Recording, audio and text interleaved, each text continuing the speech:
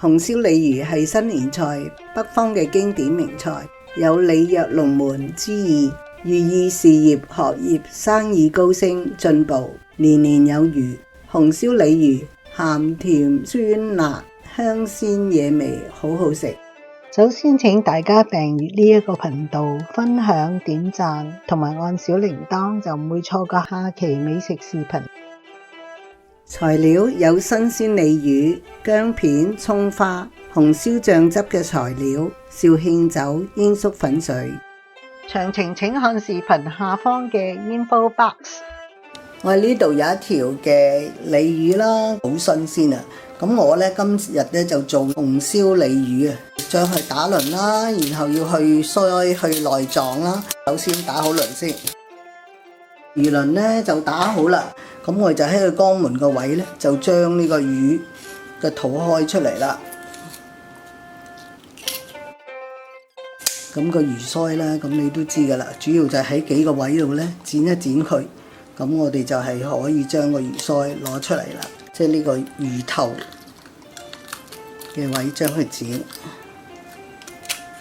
中間呢度呢，又係剪一下，佢通常呢都係有一個位黐住。咁同埋最後呢度呢，亦都係近住呢個魚後邊呢，又有一個位，咁就可以將佢攞出嚟噶啦。咁個魚膽呢，最緊要就冇整爛佢，整爛咗就會苦噶啦。咁魚白子同埋魚泡就係可以要嘅，其他魚腸啊，我哋就唔要啦。魚呢，就已經係去咗鱗啦，去咗內臟，將個血線呢度呢，係處理一下佢。魚裏邊有嘅血呢，係要出咗嚟，咁個魚呢，先至唔腥嘅。將個血線個位呢，剪幾下，等佢容易呢，係排出呢個血。魚膜呢，都要將佢攞走啦，再沖洗多一兩次，咁就係可以噶啦。將呢一個嘅魚泡啦，輕輕沖洗下，洗乾淨我哋嗰個白子同埋個魚泡，係用啲酒啊，用啲薑絲啊，少少魚露啦，攞去清蒸咗佢，咁嚟食好好食。你放咗幾張嘅廚房紙喺個砧板度，將條魚放喺面，都加蓋呢一個嘅2張廚房紙咧，就將個魚裏裏外外抹乾佢啦。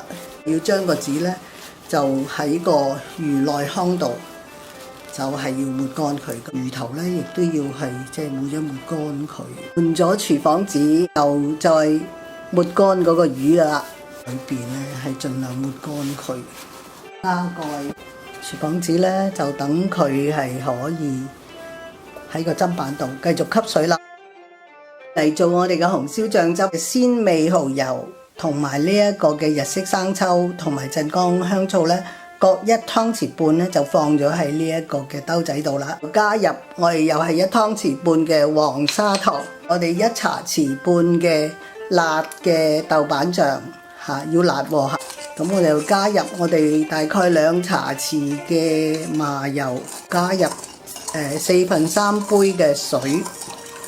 咁你見我個醬汁呢，我係要多啲醬汁。咁啊，盡量攪拌均勻佢啦。魚就抹乾咗裏裏外外啦。咁就將佢一開為2。咁主要原因呢，就係我哋冇咁大個pan 呢，或者鑊呢嚟煎佢啊。一開為2。可以攞去煎，我用大火燒熱嘅平底鑊啦，咁就加咗我哋嘅薑片喺度，加咗大概3-4湯匙嘅油，咁我煎一煎香啲薑片啊，咁你見呢，佢個邊開始呢係轉色啊嘅香味呢係出咗嚟噶啦，煎多佢一陣啦，咁我將佢擺埋去旁邊，加入我哋嘅魚啦。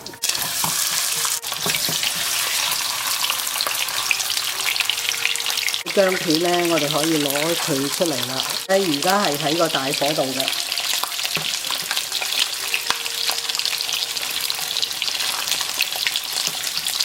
咁你見呢個魚呢都非常之厚身啊！嗰啲油呢係帶有薑嗰個香味，非常之香。一邊嘅魚呢都要大概煎佢3分鐘。而家就將個火校返去。大火偏細少少嘅火，個魚就煎咗3分鐘啦。咁我哋而家呢就將佢反到去另一邊。咁呢你見呢個魚呢都非常之厚身啊！嗰啲油呢係帶有薑嗰個香味，非常之香。一邊嘅魚呢都要大概煎佢3分鐘。而家就將個火校返去大火偏細少少嘅火，個魚就煎咗3分鐘啦。咁我哋而家呢就將佢反到去另一邊。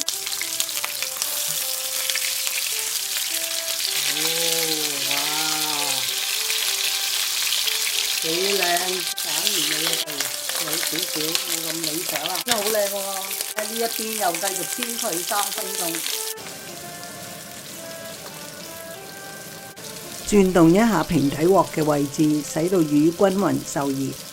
煎咗佢3分鐘啦，咁我哋而家咧就可以將我哋嘅醬汁就加入個鑊度，多啲醬汁，等我哋咧係可以愛嚟送飯啦、送麵啦都可以嘅。加入1湯匙半嘅紹興酒，哇，更加香！咁我先煮一邊先，等佢入一入嚟，去加蓋，轉去一個嘅中火煮佢1分鐘，煮咗佢1分鐘啦，又反到另一邊。點解我會煮咁耐呢？呢個魚原因就係佢係好大條，咁咧好厚身，所以咧我就會煮佢耐少少。啲魚咧係冇咁厚身嘅話咧，我哋其實係唔使煮咁耐嘅。煮佢入味咧，亦都係其中一個原因啦。咁我哋呢邊又加蓋，又煮佢1分鐘，中火煮咗1分鐘啦。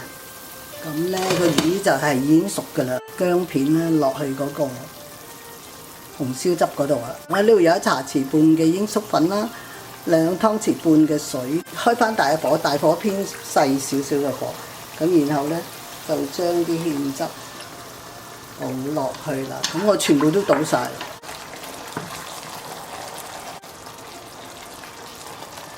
濃稠度係啱好，再反一反啦，將佢另一邊咧亦都係索一索汁。哇，好靚！關翻去個中火，打上我哋嘅葱花，咁我哋就完工㗎啦，可以上盤享用。就試食俾大家睇啦，咁我就攞咗一部分嘅魚肉出嚟啦，咁咧然後加咗少少嘅汁。好滑嫩，魚咧啱啱好熟啦。個紅燒醬汁，魚嘅鮮味啦，有呢個嘅鹹味，有呢一個酸味，有甜味，開胃惹味，好好食。咁鯉魚咧係比較多骨嘅，就 OK 㗎。魚肉係鮮嫩好食，咁個魚皮咧係煎脆咗啊，好正啊！個香氣係更加重啊嚇，好正好正，開吃啦！祝大家鯉躍龍門健康喜樂蒙福。小廚 Sanny 推介各地美食烹調，記得訂閱啦！